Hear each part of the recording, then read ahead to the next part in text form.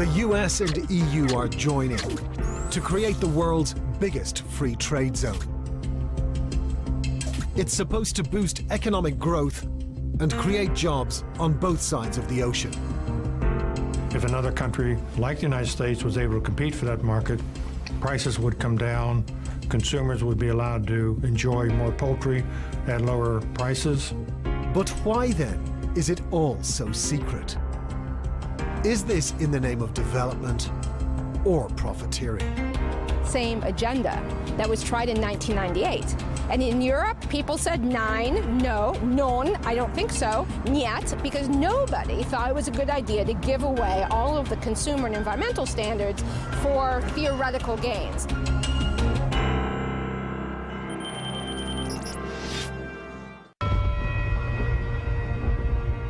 I'm a fighter. I strike when I need to strike. Just like that. I'm Aaron Aid, and I put the boom into boom bust.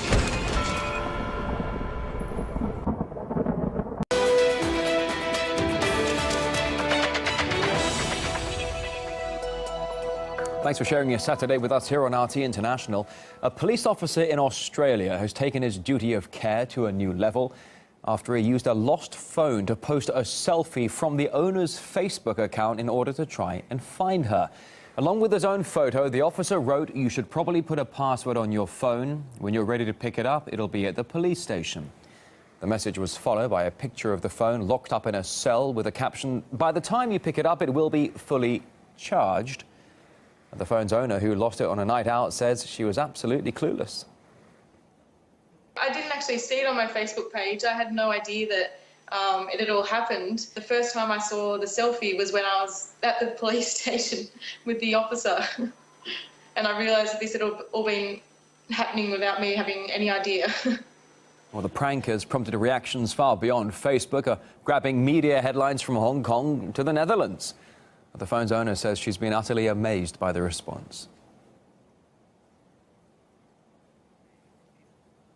Everyone's found it pretty funny, and it was just sort of a laugh between friends for the first day or two, and then it spread far and wide through some news sites, and I've had people contacting me and messaging me just saying hi from all over the world that they've seen the story, and it's given them something to smile about for a few minutes. Online for you right now at RT.com, how modern-day technology could help track down prehistoric beasts. A team of paleontologists from Australia using low-flying drones to get a bird's-eye view of dinosaur footsteps. Those details on RT.com. Also, polar auroras as seen from the International Space Station.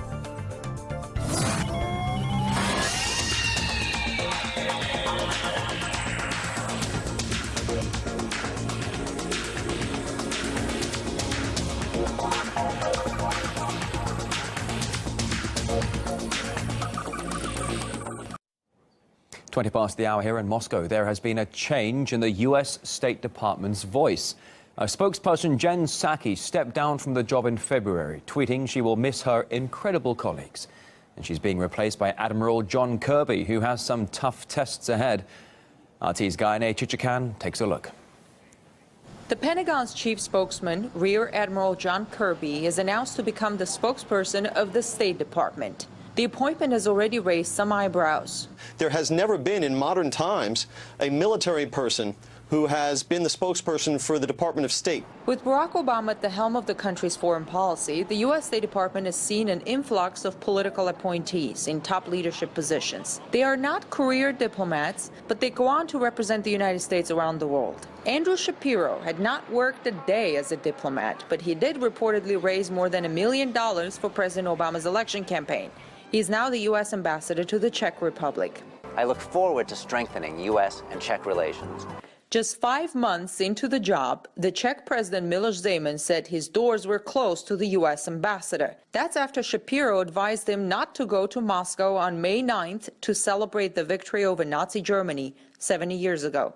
Colleen Bell used to be a soap opera producer before she became the U.S. ambassador to Hungary. That is despite what was widely seen as an embarrassing Senate confirmation hearing. We have a strategic interest in terms of what are key priorities. Ambassador Bell has the president's confidence that she will do an excellent job. Yes, where does he get that confidence? Maybe in the fact that she too has raised hundreds of thousands of dollars for Obama's presidential campaign. It's corrupt, it's crooked, it doesn't serve the best interests of the United States, my country, or the international community.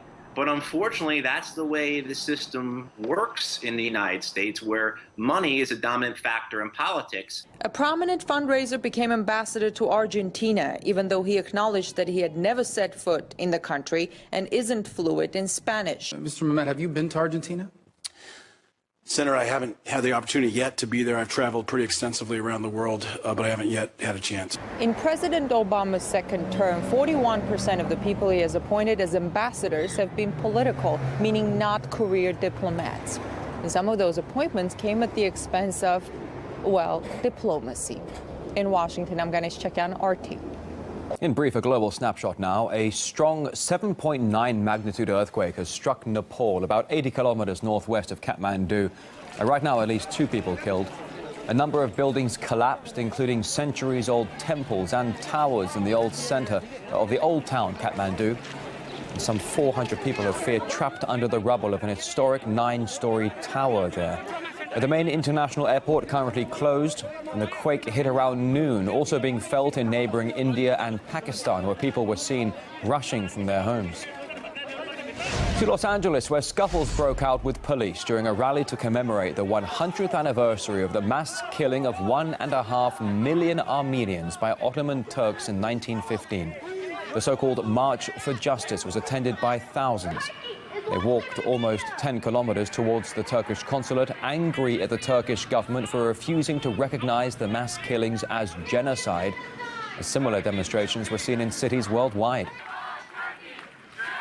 For now on the program, the internet is packed with singing sensations. And this one from Russia has just joined the pantheon.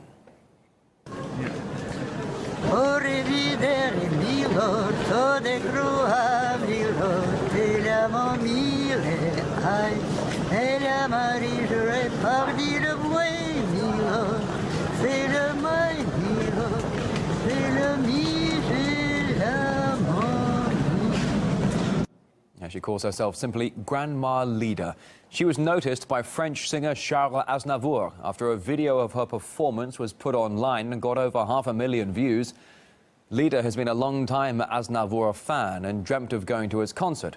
And after becoming an internet sensation, she not only got to see Aznavour sing, but also met him backstage. The two had their moment by the curtain there, exchanging flowers and chatting. And Leader got a chance to perform for him too, although she openly admits she can't sing in French. А французский я не знаю, просто слова какие на язык попадают, такие пою. Просто я запомнил немножко мотив. Но мотив он простой. Пою как бы на имитированном, ломаном французском языке. Ну, в смысле, надуманном.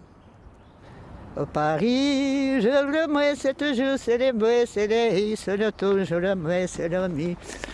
Paris, c'est toujours les mêles, je sais tout.